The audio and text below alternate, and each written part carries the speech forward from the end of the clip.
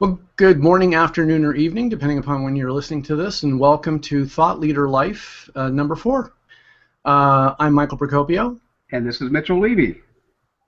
And Mitchell's Twitter handle is @happyabout, and you can see my Twitter handle. I put that in my lower third. It's just my name with no spaces.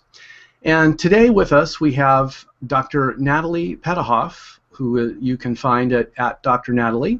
Dr. Natalie, can you introduce yourself and tell us a little bit about your last book, which is very applicable to what we're talking about today? Thank you. Well, it's really my honor to be on your show, and I just love the idea of thought leadership. It's something that's come really natural to me, and behind me you can kind of see a stack of books, and most of those books I've either written a chapter in or I've been quoted in, and what's really cool is being able to see your body of work, and this is a little self-promotion here, like my stuff, my last book on Facebook, and it's really about how do you really engage those advocates and how do you get them to become fans and have them become the voice of your brand, because at the end of the day, they're really the people who are selling your products and services.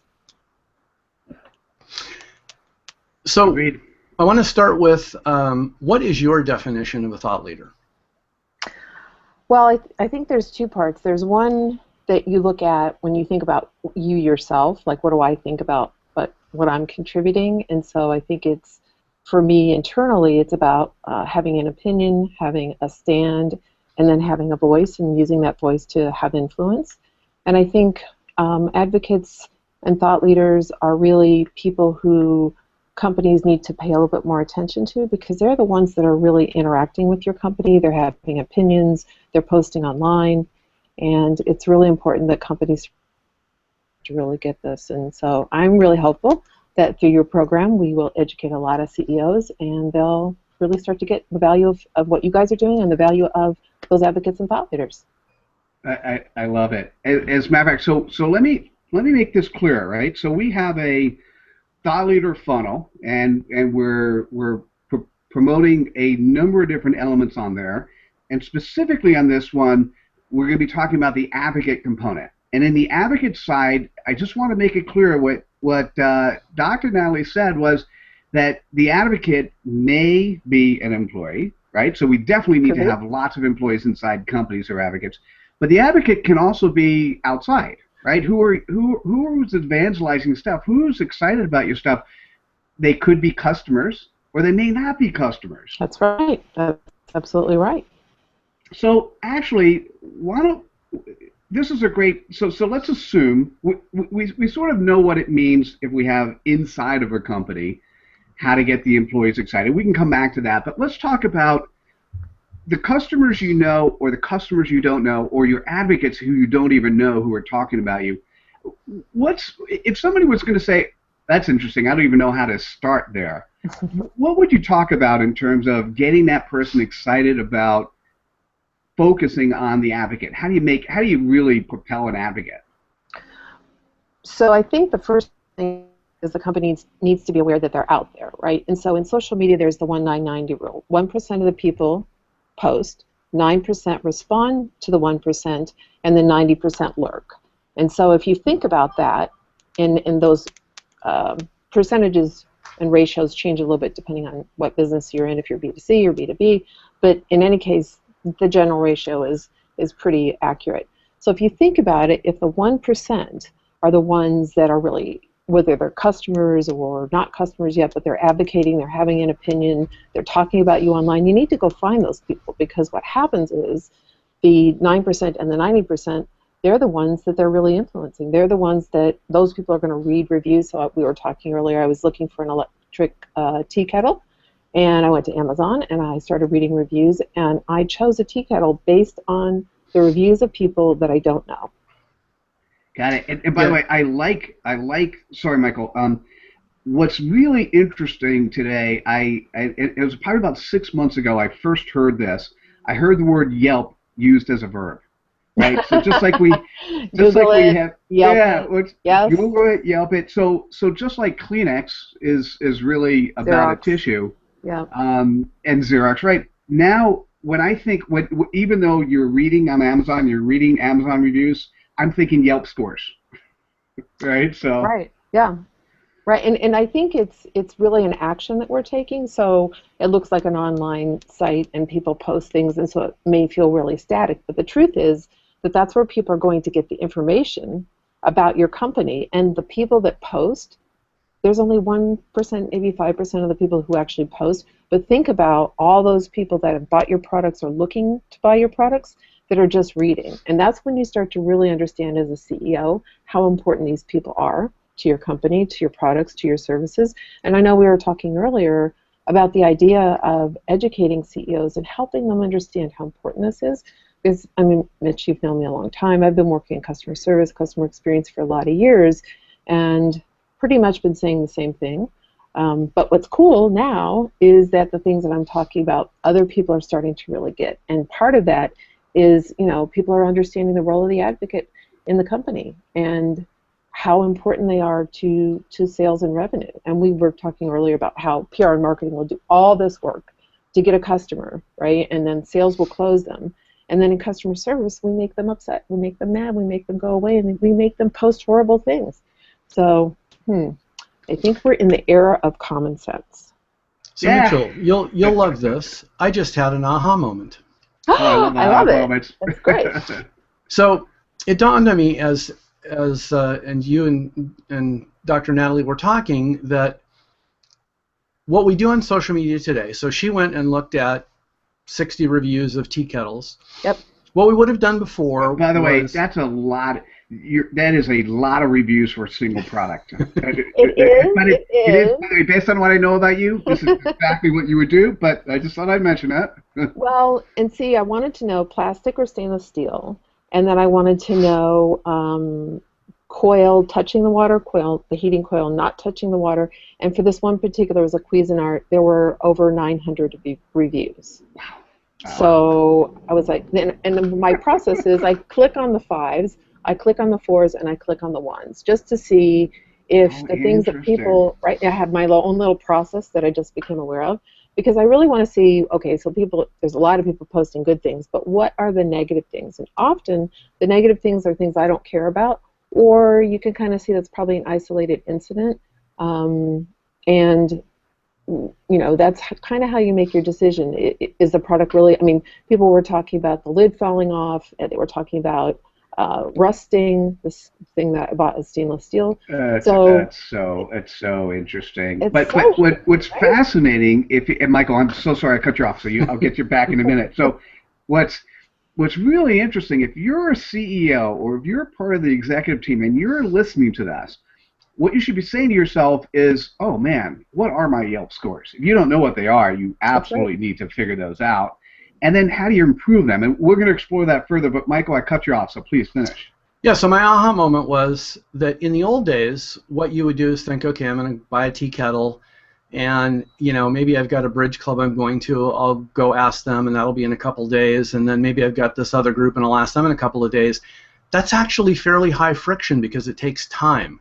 Now you can go on social media and get effectively a better answer because you're Can I snap my finger? Okay, just snap my finger. Yeah, pretty much snap your finger and get the answer that you're looking for. So once again, social media has reduced friction. Yep, it made it real time. Here, I'm going to scare the bejesus out of every single CEO. People are making decisions in a nanosecond about your products and services. Right, so it's not like I have to go and hang out by the water cooler and ask my friends or my aerobics class or ask my next door neighbor. I'm just going online, reading the reviews of other people, and I mean it did take me more than a nanosecond. I took 20 minutes to read the reviews really quickly. But you're right, and this is you've heard a lot about social media, you've heard a lot about real time marketing, PR, customer service. This is really where we're at. It is nearly real time, but how people make decisions and how people feel about companies. And so if you think about our old process, Mike, as you said, where it would have taken me a week or two to see people and consider different things, and then I would probably have gone to 3 or 4 different stores. Now I can compare prices online. Amazon actually does a really good job for you, automatically. So if companies had problems before, so we can look at Tower Records, we can look at Blockbuster, we can look at DEC, it took a long time for companies who were pointed in the wrong direction to fall apart or go out of business. I think we're going to see a lot more of that, and I think it's going to be really quick now, because if customers are making decisions that fast and companies are much, much slower at making corrections or fixing or even paying attention to what their advocates are saying, I just think you'll see a lot more companies going out of business, and it's not what I want to see. I would like to I'm see them flourish. so in agreement with you. What's happening given that the sales cycle is now largely invisible to the company, That's 60-80% in both B2B and B2C, and Natalie, in the Realtor National Association of Realtors says it's 90% for a realtor. Wow. Right? So if you're that invisible, well, then you have to touch them in other ways. Right. And one of the things I thought I'd point out is one of the reactions that people have when they hear something like this. They go, you know what? My people have been bothering me to do a blog forever. I'm going to do a blog, and I'm going to have it ghostwritten. So tell me, so to me that says, okay, unauthentic. It won't be exciting. Tell me about that, and then let's give a couple recommendations for CEOs of what they should be doing. So I'll tell you a story. So I was working with a particular part of the armed services, and we were helping them recruit. And one of the things that when we did social media monitoring, people who are advocates of the armed forces wanted to know what would life really, really, really be like if they joined. And it wasn't so much that they weren't going to join, they just wanted to know. They didn't want to be surprised. And people who were showing that much interest, you knew that they were pretty close to signing up. So what we decided to do is we created a blog where real-time soldiers, their wives, their families, their kids could blog and talk about life in the service. And so it was great. It was very successful. It was very risky. They were concerned about what people would say, and would people not sign up. And actually, their recruitment went up 40% because sweet. Well, I mean, there's two parts to being in service. One is the sad part, but if you're of a service mind type of person, it's what you want to do. It's what fills up your heart and your soul. So you're going to do it. So we had this great success. So I sat down with a guy who was running the whole thing, and I said, Bob, I see that you're the leader here, but you're the only one not participating. And he said, oh, Dr. Nat, I have nothing to say. I am not interesting. And I said, really? Why did you join the armed services? Oh, well, you see, Dr. Nat, when I was a kid, we were very poor. We moved around all the time. I never had a home. I never felt secure. I didn't know how to make money. I wasn't a solid citizen. And now, this armed services thing, they taught me leadership. They gave me structure. I know how to create a really good income. I know how to lead other people. I'm a great husband and a great father. So I sat there for a minute, kind of did a were you recording the conversation? No, I wasn't. Just being curious. And I said, do you think maybe, just maybe, you could talk about all that? And you could see in that moment, yeah, he was like, oh my God, I get it. I get social media. Now I understand why it's important for me to share my experiences. And I'm like, okay, yay. Another convert. I love it. Well, it's what it comes down. So on the other extreme, if you're having your people do all of your writing and it's very mechanical, or if you're forcing your advocates, so that's one, the CEO sharing their advocacy. You also need to create advocacy with your employee base. But if you do need rules and regulations. You do need the ability to have a social media policy and other things put in place. But if you limit it so much that they're mechanical robots, it doesn't sound real, right? It's just not going to work. How do you fix that at companies? Well, that's a really tricky thing, because the whole idea of social media is that it's genuine, it's authentic, it's direct, and it's really in reaction to this whole kind of stifled corporate life. Like sucking it up for the man, or whatever people thought about corporate America. And now what you see is this different, conscious type of employee who really wants to express themselves. And for a lot of companies, that's really scary, because what if they say something horrible? Well, the likelihood is they might, right? And so what you need to think about is the fact that every single day your employees are representing you on the phone and an email. And ask yourself, did you read every single one of those emails and listen to every single one of those phone calls? Answer is going to be no. So well, unless you're the NSA. Right. Well, there are some. I mean, I used to have a top secret clearance, so in some cases they were listening. But the point really here is that we need to really trust our employees, and we need to have some sort of policy, some sort of guideline. And, basic rule of thumb could be, don't say anything you wouldn't say to your grandma. But Mitchell, let me give you another answer to that question with regard specifically to senior leaders. So when I was at a Fortune 50 company, what I did was I would simply book a 15-minute phone call with these people, and they knew what it was for. And it was basically, you're going to talk about something, and I'm going to record it, get it transcribed, and get it turned into a blog. So I got their voice, but it didn't take their time. That's because great. No one would refuse a 15-minute phone call. Right. To talk about themselves and their exactly. And their point of view. Yeah, exactly. It's a really good solution.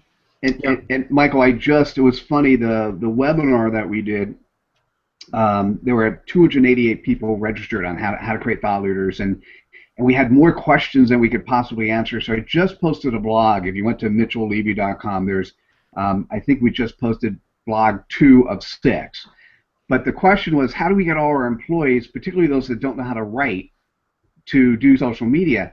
And you hit the nail on the head. Well, you could hire college people, you can get writers, you can get journalists, inside the company.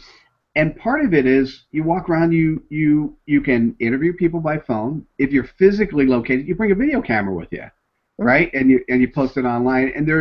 And by definition, if you're looking at that, if there's something horrible, you're not releasing it online. Well, that's exactly what Robert Scoble did at Microsoft. He would just take his little video camera and plop down on people's desks and say, "Okay, talk." Right. And that's really, I think, because corporate America has been a top-down kind of command and control, right? So they took the theories from being in the military, most of those leaders, and they applied it to corporate America. And in the Army, Navy, Air Force, absolutely, positively, you can't question the commander. Doing that would mean mission-critical issues. But when you're in corporate America, having that same set of standards or same set of culture creates a problem, because people don't feel free to express themselves, free to contribute, and so you get kind of a squashed down contribution, right? Because people don't really think it really matters whether they show up and they just kind of come in. And there's a corporate poet that I absolutely love, David White, and David White says that we leave 60% of ourselves in the car, on the bus, in the train, in the parking lot. And what if we brought our whole self to work? What would work look like? Something really to contemplate. Nice. Well, I had people working for me where we would execute a strategy, and then after we failed, they came back to me and said, "Oh, by the way, Mitchell, I knew this wasn't going to work." And I'm like, "Okay, and any reason why you didn't want to tell me before we started?" And the answer is, well, you're the boss. Why should we, we shouldn't go against your error. Now, remember, I used the word properly. They used to work for me because I couldn't get them to effectively tell me when I would say stuff that didn't work, right? You want an environment. Today's environment, the exciting environment, is things come from all areas, not just from the top. You need a leader. You need a good, strong leader and a good, strong leader management team. But, the folks in the middle and the folks at the bottom sometimes have the best, particularly those at the bottom, have the best ideas, and you got to figure out how to elevate those to the top.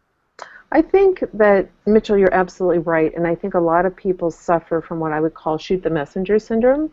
So my corporate experience was always almost 99% is that if you did voice your opinion and it wasn't in alignment with the executive senior leadership, that you would somehow be in jeopardy. And it might not be like you're going to get fired, but it just might be that you're not in the favorites list, right? Or don't give don't get special compensation, and not just financial, but you're just not part of the in club. So the question becomes, do you follow the politics or do you follow your heart?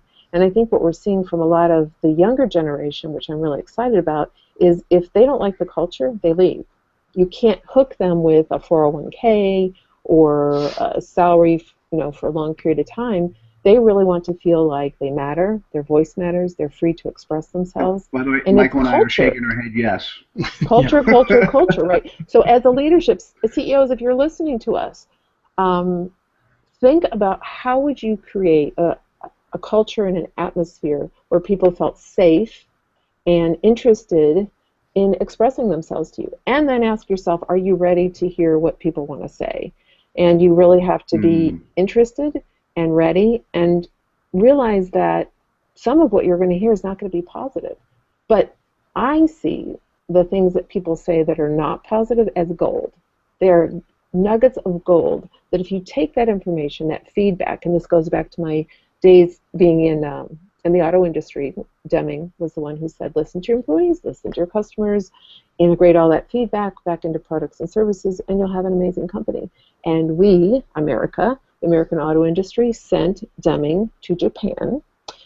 Actually, Japan called Deming and said, come over here, we need some help. We want to understand how do we do this feedback thing, and we want to be more democratic about how we build our products and services. And that's really how the Japanese got a hold of the American auto industry. So there's many lessons to be learned here and many parallels.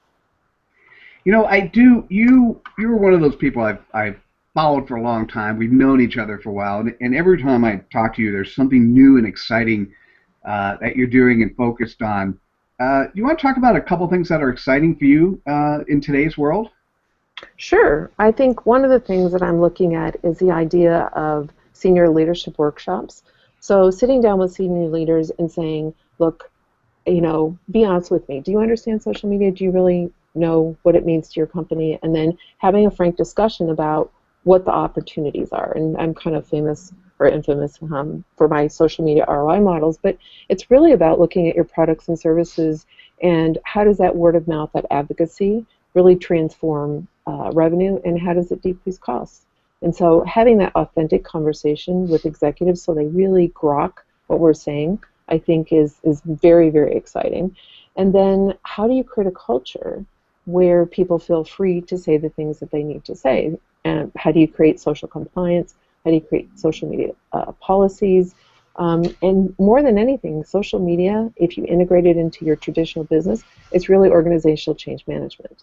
And so looking at that people part, so the right brain part, and then looking at the left brain part, because you really need technology to be able to scale these things, because without technology, it's not scalable. So what I'm really excited about is being able to use all the skills that I've built over the years, everything from consulting to coaching to executive leadership workshops to understanding technology, what's out there, what works, what doesn't work, and being able to integrate all that in and being able to say, if you would do this, if you would think about this, here's the possible return on investment. And it's actually very large if we can just get people to hear the opportunity. Man, that was probably 10 nice Twitter quotes all strung into a 3-minute soliloquy. Yeah, I know. Once I get started, I can't help myself. I mean, I am so freaking passionate about this topic because it is really the transformation that we have, those of us who have worked in corporate America have been waiting for. And it's here and it's now, and we can be effective. We can really change the world. I love the we should do an article, or you should do an article. Social media equals organizational change management or organizational development. I love that. Yeah, that would be cool. And I have to, by the way, for those that were listening, as a former Sun Microsystems Unix guy, I haven't heard the word grok in 2014 yet. So congratulations, you were the first. So yeah, good to hear it. It's that visceral feeling, that visceral aha. Oh, that's what that means, right? Because there's so much talk and there's people talking about social media, and if you look at the Clue Train Manifesto, they say things like markets are conversations. And when I have said things like that, when I was more in my innovator early adopter days where I would talk about social media, kind of pontificate in these sound bites, what I could kind of see was executives would just kind of sit back, fold their arms, look at their watch, and I realized I wasn't reaching them. I wasn't talking to them in their language. And so it was really a shift in my own behavior to understand how do I translate my excitement and what I see for business into something that is relatable to them. And I think that's one of the keys to being successful as a thought leader and advocate is being able to really be able to be related to the people that are scared or skeptical or very pragmatic about this topic.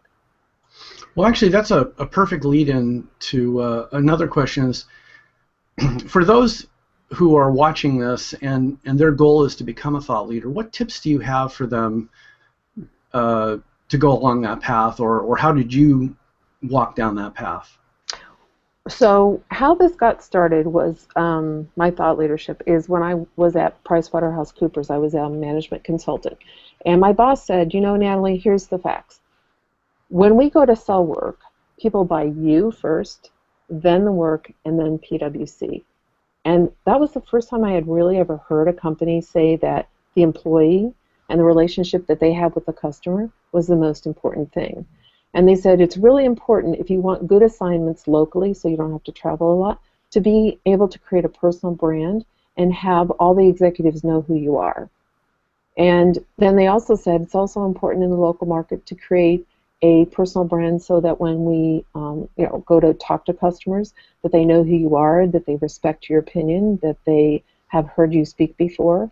And so that's really how I got started, was I realized it's almost, even though I was completely an employee, right, I wasn't a contractor, that was what was important was for me to create a personal brand. And so I worked very hard over the years to do that, and I think part of that is a transformation of going from thinking of yourself as I'm an employee, I come into work, I check my voicemail, I check my email, I go to meetings, and then I go home, and that's that, versus really being passionate about what you do, really thinking about how you can contribute, and then really thinking about how do you build that personal brand. And Mitch, I was talking to, I just taught a course over at UCLA on personal brand and how to create that, and it's something that I think is really important, and it's not something I think that comes natural to most people. I think part of it is I love to write and I love to speak, obviously. So it was a natural fit for me, but it's something that I think can be learned, and I think a lot of people would love their jobs and work a lot harder if they felt like their voice could be heard. And I think as you mentioned earlier, today's generation, those that are growing up and entering their workforce, they not only want that, they need that to stay engaged, so they'll disappear and do their own thing. That's right. They'll leave. They are really looking for culture.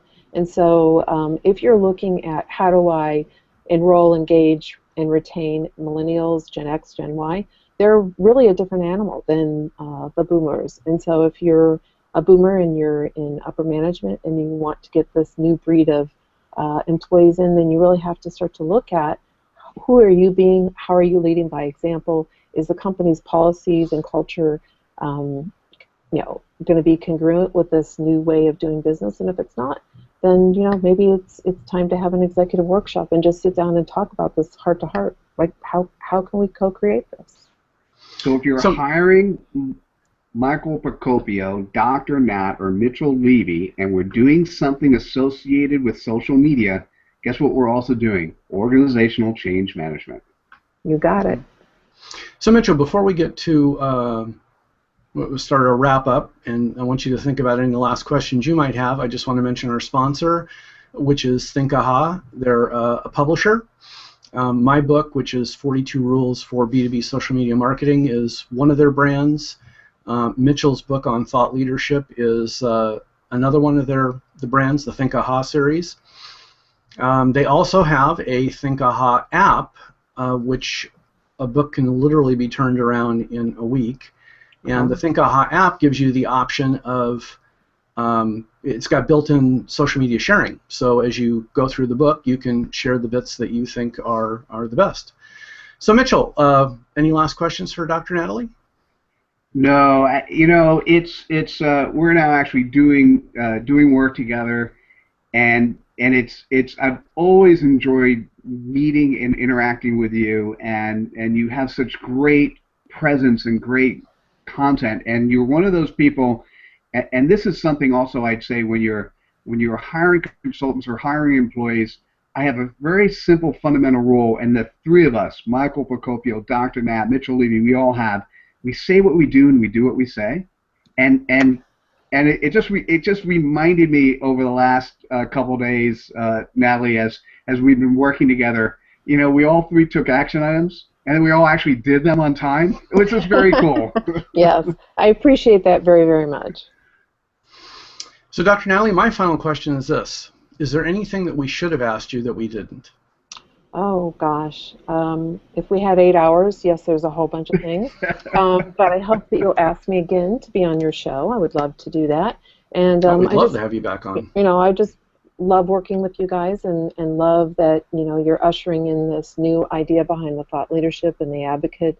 And really, perhaps together we can really help shift the culture of companies and have employees really feel like they're seen and heard and valued. We'll absolutely have some fun together. So just some housekeeping notes. I just want to mention we are part of the For Immediate Release Network, which saw a couple of new shows just recently. So All Things I See with Rachel. Dan York has started his new podcast, which is on technology, and Chuck Hester has hit number 5 on his show, on LinkedIn. That's great. And also the new show on higher education. So there's a whole bunch of shows coming in, and Shell and Neville have told us that there's another one, a secret show that's going to be announced shortly. So, wow, exciting. Lots to listen to.